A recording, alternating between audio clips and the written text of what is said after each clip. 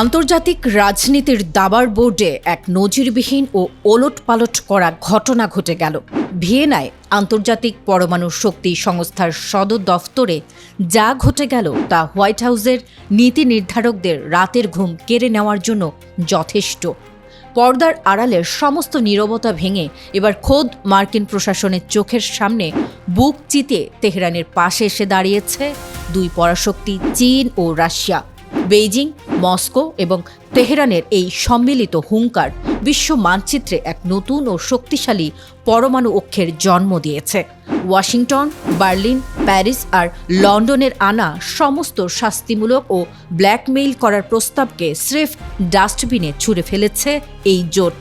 ক্রেমলিনের স্থায়ী প্রতিনিধি ভিয়েনার মঞ্চ কাঁপিয়ে স্পষ্ট ভাষায় জানিয়ে দিয়েছেন, পশ্চিমাদের এই উস্কানিমূলক তৎপরতা মধ্যপ্রাচ্যের ভঙ্গুর স্থিতিশীলতাকে চিরতরে ধ্বংস করার এক নোংরা ও বিপজ্জনক চাল ছাড়া আর কিছুই নয়।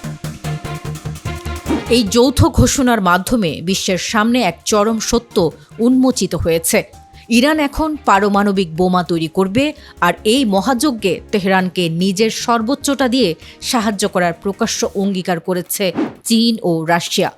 বেইজিং ও মস্কো স্পষ্ট হুঁশিয়ারি দিয়েছে, ইরানকে পরমাণু অস্ত্র তৈরিতে যদি কোনো দেশ বা শক্তি বাধা দেওয়ার ধৃষ্টতা দেখায়, তবে তার দাঁত ভাঙা জবাব দেবে চীন ও রাশিয়া যৌথভাবে।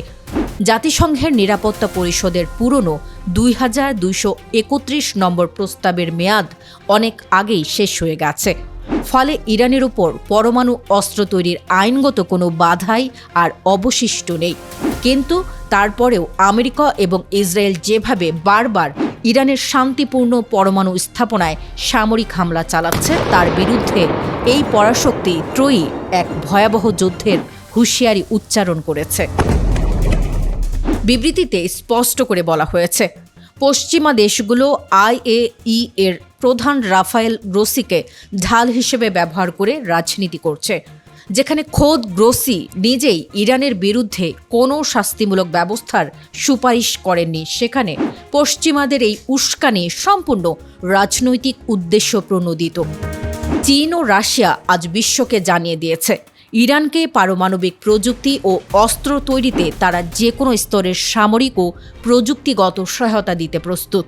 তেহরানের পারমাণবিক চুল্লির সুরক্ষায় এখন বেইজিং আর মস্কোর সর্বোচ্চ শক্তি মোতায়েন রয়েছে। এই যৌথ ঘোষণার পর ওয়াশিংটন এবং তেল আবিবের ঘুম হারাম হয়ে গেছে, কারণ এখন ইরানের পরমাণু স্থাপনায় আঘাত করার অর্থ হল সরাসরি চীন ও রাশিয়ার সাথে যুদ্ধে জড়িয়ে পড়া। ইরানকে পরমাণু শক্তিধর রাষ্ট্র হিসেবে স্বীকৃতি দিয়ে আমেরিকা ও তার দোসরদের এই ওপেন চ্যালেঞ্জ এখন কোন মহাযুদ্ধের দিকে নিয়ে যায়, সেটা এখন দেখার বিষয়।